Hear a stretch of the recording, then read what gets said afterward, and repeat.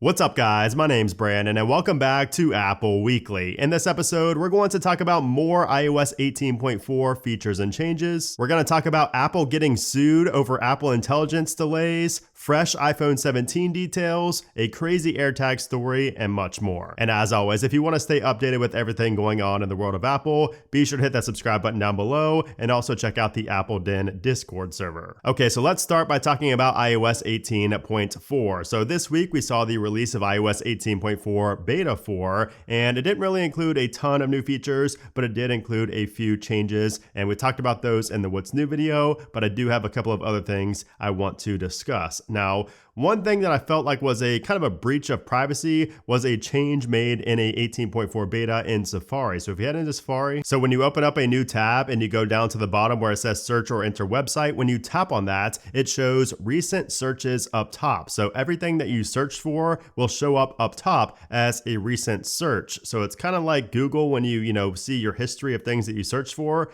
I don't really like that. A lot of people didn't like how this showed up right here, just front and center in Safari when you went to a new tab and you try to search for something. So my recent searches are there. You can clear them all, but what was added in this beta is if we go into our settings for Safari, you can see right here we have a toggle for show recent searches. So if we go ahead and turn that off and then go back into Safari and we go into this new tab and go to right here, you can see that that interface does not populate anymore. We don't see those recent searches. So if you were like me and you didn't like how that showed up every time you went to a new tab, you now have the option to disable that in your Safari settings, which is great. Now, of course, one of the other big changes had to do with back taps. So if you go into your settings and go to accessibility and then to touch and then down to the bottom to back tap, we no longer have an option to turn off the banner, and that's because if we go ahead and trigger back tap, you can see that I'm just going to try it right here. You can see that we do not get a banner whatsoever. So it's weird how Apple's gone back and forth on this. They added the banner and then they added the kill switch to turn off the banner if you didn't like it, and now they just completely removed the banner altogether, just like it was in 18.3 and previous versions. Now, like I mentioned in the What's New video, I can see this feature coming back. Maybe Apple is planning to rework the back tap, little animation up there or the banner. So we may see that again, we may not, but that is something that's changed here in 18.4 Beta 4. And then we also had a few other bug fixes, but nothing worth mentioning again in this video since I already covered that in my What's New video. Now, the thing to keep in mind here with 18.4 Beta 4 is that it has an A at the end of the build number. So if we head into our general about, 18.4, we can see it ends with an A, which means that we should be seeing the RC version next. And we'll talk about that in a bit, but that is something to note here, and that is why I've seen pretty good performance from 18.4 Beta 4. Now, the one thing that has not been fixed in 18.4 and people are still having issues with is related to mail. And this is actually an issue that started with iOS 18.3.2, the latest public release, because there were several reports that 18.3.2 broke iCloud mail delivery. So basically, if you had iCloud mail set up, you were not able to receive push notifications for new iCloud emails after updating to 18.3.2. And I've also had a few people in the comments mention how that's an issue on the latest 18.4 Beta 4 as well. So a really strange issue, and it seems like Apple is not going to address that, at least to the public, until iOS 18.4. But if you're on the betas, you should be seeing a fix for that with the very next release, which is most likely going to be the RC. Also this week, we saw the release of Capcom's Resident Evil 3. So if you are a fan of the Resident Evil series, this just released this week, and it is currently 67% off until April 16th. And this is also on the iPad and the Mac, by the way. Now, also this week, I saw a lot of people complain about the YouTube application having really low quality playback. And it wasn't even just this week. We've been seeing this for a while now, for a couple of weeks. There's been issues with the YouTube application on the iPhone where the playback quality was just really bad. It was like 240p, 360p, even if you had really good connection. And we now have an answer that it's not an iOS bug.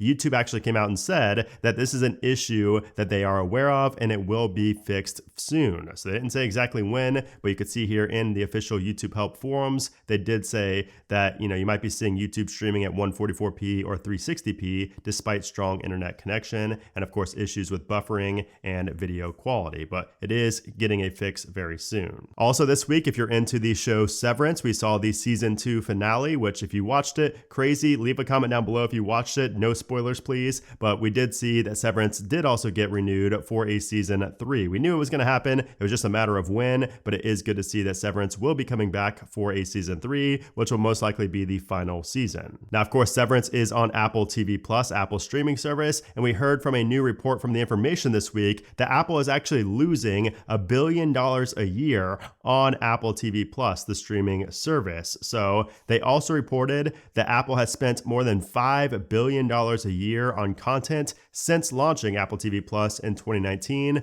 but they trimmed it by around $500 million last year. So Apple is losing $1 billion a year on Apple TV Plus. But hey, if that's what it takes to bring the top-notch shows and movies to the platform, it's probably all right. I mean, they have a ton of cash anyways, but Apple TV Plus has been one of the most underrated streaming services out there, in my opinion, in the past couple of years. Anyways, back to talking about iOS 18.4 Beta 4 and what's next. Let's talk about the performance here first. So the performance has been great on iOS 18.4 Beta 4. Really no complaints whatsoever. I don't have any bugs, really any issues whatsoever with this 4th beta, which is a great sign. It's also kind of expected for an A build, but it is always good to see on a beta when it performs pretty much like a stable release. So if you guys have any issues, let me know in a comment down below, but it seems like for most people, there are not really many issues going around right now. And then as far as the battery life goes, you could see my main device battery life right here over the past week. So pretty good battery life. Again, this is very similar to what you'd see on a stable build of iOS 18. So it is an A build, like I keep saying, but that is, a good representation of what the final release of 18.4 is going to be like. I don't really see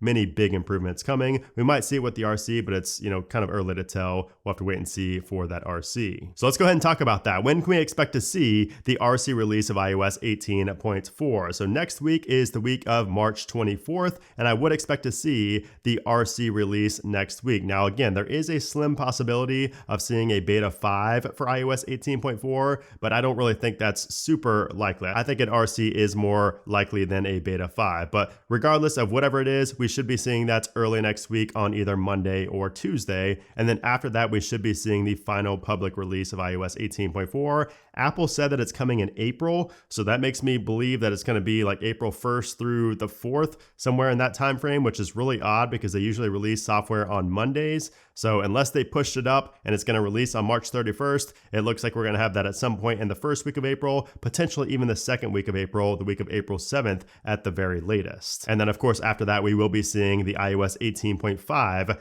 betas start rolling out, and unfortunately that's probably going to be a very small update. But honestly, after 18.4 gets released, I think everybody's eyes are just going to be on WWDC down here in June, because iOS 19 is shaping up to be a massive update, and I think a lot of people are going to be excited to hop on the beta for iOS 19. All right, so now let's move on to the latest Apple news. And this week we saw some pretty interesting news, starting with a new face for Siri. So Apple is actually switching up their executive ranks, which is pretty rare. It doesn't happen very often. So this comes after the embarrassing Apple Intelligence rollout, and it looks like Tim Cook has lost confidence in the head of AI, John G, to execute on product development. And this whole report comes from Mark Gurman over at Bloomberg. So it looks like the previous head of AI is out, and now Tim Cook has appointed the Vision Pro creator, Mike Rockwell, to lead Siri and bring its Apple Intelligence dreams to life. So apparently, Mike Rockwell is an innovator. He's like really forward thinking. So it looks like he's going to be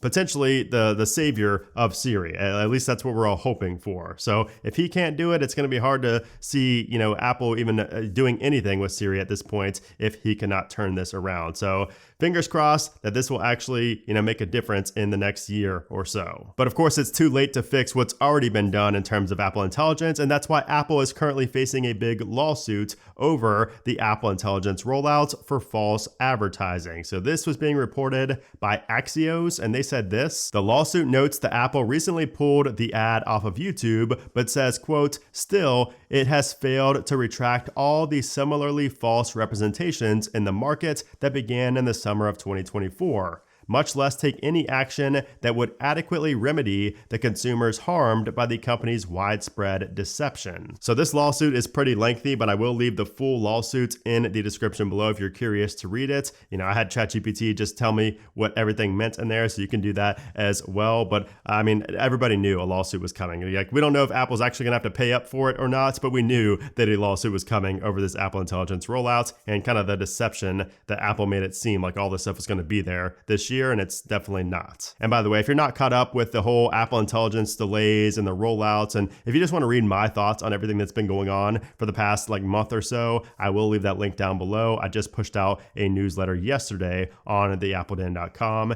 and you can find that linked down below. Anyways, moving on to iPhone 17 news. We continue to get new iPhone 17 news on a weekly basis, and this week we got some pretty big news because we saw new dummy units come out. So Sonny Dixon posted these over on X, so you can see what these dummy units look like, and it's really looking like that. I don't know if it's the Pixel style or what, but you could just see a big change in the design to the camera layout on these phones, especially on the Pros. The regular 17s look like they're going to be the same, but you can see a pretty big difference on the Pro models and of course the Air as well. And you'll also notice that the iPhone 17 Air, despite being a cheaper model, will have MagSafe support. You can see kind of the MagSafe ring right there. So it's not going to be like the iPhone 16e. And in addition to these dummy units, we also saw a new report from analyst Jeff Poo, who said the iPhone 17 Pro and Pro Max will no longer have a 12 megapixel telephoto camera. It's now going to have a 48 megapixel telephoto lens. So that means for the 17 Pro and Pro Max, all three of the camera lenses will now be 48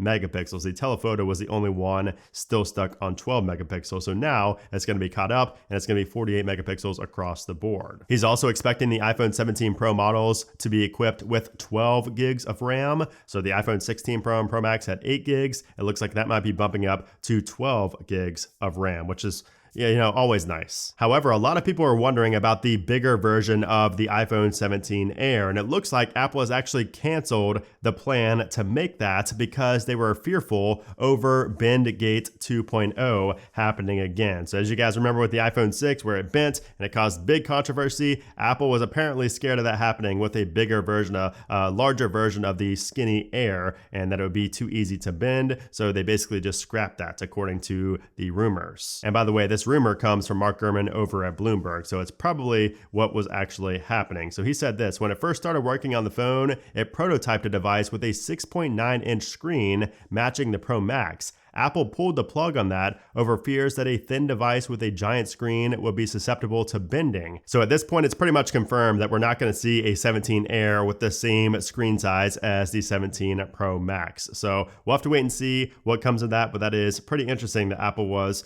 kind of worried about Bendgate, which I don't know. I can still see it happening with this thin phone. I guarantee you there's going to be YouTubers out there who are going to try to bend the Air just because it's going to be so thin. And then looking ahead to next year, we are expecting to see Apple's first foldable phone, and I do think this is going to be a massive deal. So we should be seeing this at the end of 2026, and we're hearing some new rumors now that the first foldable is going to cost nearly twice as much as the iPhone 16 Pro Max. So it could be starting in the range of $2,300 in the US. And this price didn't just come out of nowhere. This was from an analyst from Barclays named Tim Long. So he put this in an investor research note that it could be starting around $2,300, which that also kind of lines up with what Ming-Chi Kuo predicted early on. So he said to be priced between $2,000 and $2,500. So it looks like it's definitely going to be over $2,000, which is a lot for a foldable, but we might have reason that it will be more expensive because we're also hearing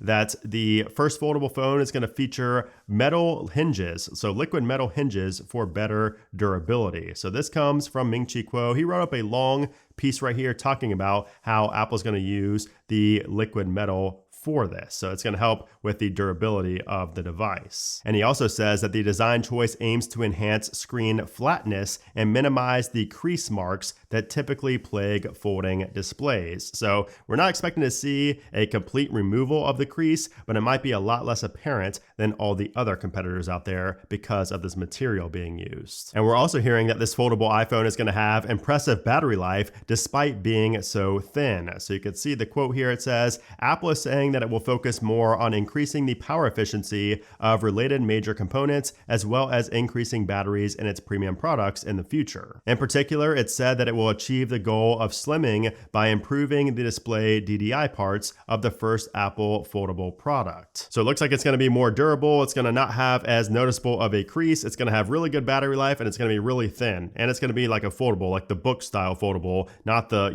tablet type foldable. It's going to be like opening like a book, which I think is going to be really nice. Like I was always against a foldable for the iPhone, but the more that these reports have come out and the more that we're hearing about the actual components and how it's going to be constructed, I'm honestly getting pretty excited for this iPhone foldable, especially if we're only just over a year away. Like the end of next year, that seems too early for me.